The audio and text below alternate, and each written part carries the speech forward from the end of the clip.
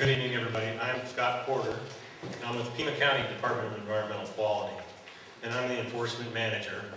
And basically, let me just say that Pima County DEQ is the air quality control district for Pima County, and our authority is delegated directly from EPA, and we have authority over almost everything in Pima County air quality-wise, except for basically we're a regulatory agency, and we enforce the Title 17 of the Pima County Code, which is our air quality rules and regulations, and abide by state law. So we have the inspectors that go out and inspect the mines for air quality, dust issues, if you will. We put the sources that are big enough that have enough pollutants, or PM10, which is the dust in the air, that require a permit. We put them under permit. We inspect them regularly. We respond to all complaints from the citizens. We have authority to issue notices of violation when sources have violations, and it's an informal enforcement document that we work with sources on getting them towards compliance, whatever that may be. Quite honestly, with dust control, and I think that's the big issue other than water here, like Supervisor Carroll said, it's not rocket science, folks. Controlling dust is just a matter of putting enough water on and the application to keep the dust down, not let it cross property lines and not impact the neighbors. So, and it can be done, and the technology is there. We're there as the regulator to oversee these operations, and if they're emitting too much dust into the atmosphere, we can take action and work with these sources to get them into compliance where they're not causing so much pollution. So, at our website's www.deq.pima.gov, and on that website you can file complaints with us. There's all kinds of information on there about dust and about the permitting process. We welcome you all to get on there. Our direct line is 243-7400, and we're there Monday through Friday, 8 to 5. So you can call anytime you want, and we're happy to work with the public and answer any questions you may have. One of which you said when there's dust, you use water. How much water is used just to take care of dust? I mean, they say that mining takes a tremendous amount of water, way beyond any other business. So how much water are you talking about using just for that? Is that 50% of the water they demand? You know, let me clarify that water is only one way to control the dust. It's the most common way. They can use chemical palliatives, and there's other ways of controlling the dust, like slowing the machinery down, driving slower, you know, that type of thing on the haul roads. But to quantitatively tell you how much water they use, I can't do that. It's a matter of they need to use enough water to control the dust and keep it down.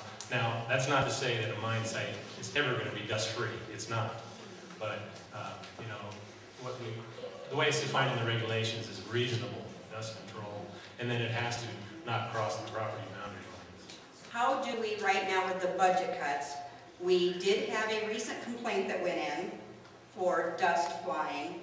I understand they show up in a car, they don't have a truck particular. How do we put in these complaints? How do we, the people that are living in the area, what is it that you need from them when they put in the complaints? The time, the photos, the video, what is it you need when, what is it that you need when somebody puts in a complaint? The easiest way to do a complaint, in my opinion, is on the internet with our web form, because it has fields that you can just fill in, and it shows you the information that we're going to need from you just by filling in the fields. You can also call in directly and speak to our complaint coordinator, who Tina Gonzalez will ask you the questions that we need to get the information from you. If you want to remain anonymous, again, you can. Put your name on a number, then we can contact you. If we need more information, we can come back and call you. So you're just saying call you? Yes. Okay. Quite honestly, with the budget cuts... But I thought you wanted pictures, I thought you wanted some documentations, I thought you wanted a video, I thought you needed... No. We are able to use those kind of things in rare instances, but we have trained inspectors that we prefer to go out there in the field, take their own photographs, their But it doesn't happen by the time you're getting there. No, I understand. I mean, 5:30 at night it happens, and then we call you the next day or go If it's home. happening at 5:30 at night, you need to let us know, and we will respond and have an inspector out there at 5:30 at night. We can flex their schedules. The tough part of it is, as I was going to say, you all know under the tough economic times and the budget cuts, we don't have the inspectors that we used to have.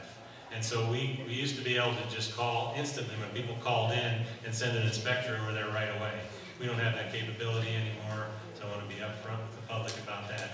We prioritize the complaints every day and get there as fast as we can by prioritizing. When the inspector's not running from one side of Pima County to the other, we'll try to group them so we're not wasting fuel and taxpayer money, and we get to all of them. So as far as response time and getting there, when we need to, it's a tough situation, but usually with the mining operation, they're conducting their business all day, and we can get out there and do an inspection and see what's going on. But we do welcome pictures from you and videos from you if you have the time and the ability. The problem with that type of documentation is that if we ended up going through the county attorney's office and taking legal action, we would have to subpoena you to testify on behalf of the validity of those pictures and stuff. So that's the only difficult part. Also, when I delay your response time, if you aren't interested in the actual evidence, how is it then that you are actually addressing the issue and the problem? You never did say, what technically does reasonable mean? Your reasonable might not be the same level of my reasonable. But to be simple and keep it, without getting too technical, folks, there's this thing called opacity, which is when you throw dust up in the air, how much of the sun's light does it block out? And it's a percentage. And it basically came about for reading smokestacks and things like that, but it's developed, and we can use this method, this test method that EPA developed for reading dust. So, it depends on what piece of equipment. I mean, if we're over at the Asarco mine, where we have a huge mining operation, or Freeport McMoran down in the Green Valley area, you have huge crushers and equipment like this, and they're subject to lower opacity standards, 5%, 10%. But overall for Pima County and the small crushing and screening operations, it's a 20% opacity. So there's allowed to be 20% of the light blocked out from the dust. So I don't want to get too technical, but that's why I say it can't be dust-free. But if you see 20% dust, the other thing that I want to emphasize is when you're looking at dust, if you're not an experienced dust inspector, and the sun is not behind you or at your back, the dust looks much worse when the sun is in front of you. So if you were able to go around to the other side of the dust generating facility and look at it with the dust in your back, you can see what I mean. It almost dissipates, and yet you look at it in the morning sun, say, and it looks horrible. So it's like the evening lights when it lights up. So, I don't want to get too much into that, but that's the reason why. What are the consequences? Seriously, if you monitor their dust as it's happening, how are you going to find them? How are you going to get them to stop emitting more than 20% of dust if there's not enough of you to go around to monitor this? I heard you. There's a process, and I was going to get to that, where we do inspections and we find a source in violation, say they're over the 20% opacity, or this piece of equipment they're crushing with is up over the 10% opacity. We are able to levy civil penalties against these folks. We do that. There's a process for it. We just settled almost a $500,000 penalty with Asarco here not too long ago for dust violations. So it does happen, and maybe not as severely or as often as you folks who are being impacted by it would like it to, but there are consequences, and we can, take a source to court if we have to, and argue it in a court of law. So our regulations are supported by the Arizona statutes. We have the law behind us, and there are teeth in our ordinances, so we have the ability to levy civil penalties, and we do.